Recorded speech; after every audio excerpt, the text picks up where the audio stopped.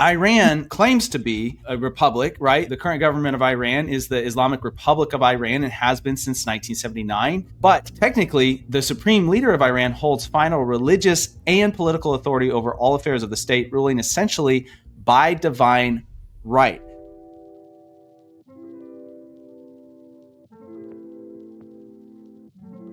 So this is where it gets really tricky, and where the ideology behind what the nation believes, it becomes very, very dangerous for the world at large because of the view of the West. Iran views the West, and especially the United States, and they frequently refer to us as the Great Satan. And they use Islam. They use the religious rule essentially to continue justifying their actions, continue promoting the government and the authoritarian rule to the populace.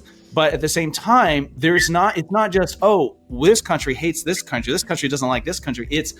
They are feeding this to a nation of mostly Muslims. Obviously there are other people in the mix there, and the Christianity is growing, under the radar, but at the same time it's mostly Muslim. So they're saying, hey, we're not just justifying this politically speaking, but because the United States is the Great Satan, and because we're in the right, and because we have the right religion and all that, they can justify anything, and they can essentially get people to get behind it. And they promote a position of the West is trying to subjugate Islam. We're not just fighting against a supreme leader that wants to do something, but maybe his people will rise up against him. No, since the forming of the government in 1979, the supreme leader has had the divine right behind him. And that is a very dangerous situation. One thing to keep in mind, I remember I mentioned this on another broadcast we had, my friend from Saudi Arabia, who's from there, talked about how the leaders of these governments use Islam to just control and manipulate the people. Like whether or not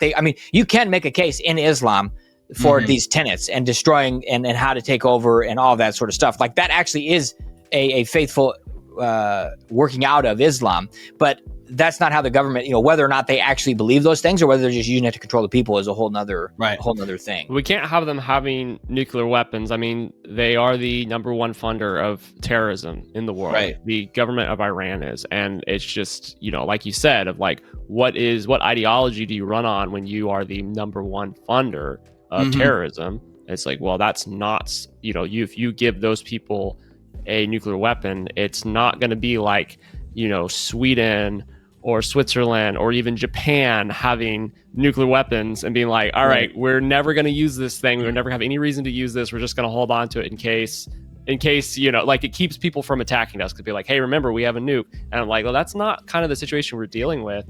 I think the really important question is, how do you pronounce it? Is it Iran, or Irene? I'm not sure. Which Iran way is what I understand. Irene maybe is the actual. I'm saying it wrong. I know I'm saying it wrong. We are not saying it wrong. Oh, actually, a legitimate question. Everybody says Iran or Iran, and I'm always like, I think it's a different one. It's Iran. That's what I understand it. I heard somebody go on a rant one time, and they said it's Iran, and he was from the Middle East, and so I thought, I'm going with Iran from now on.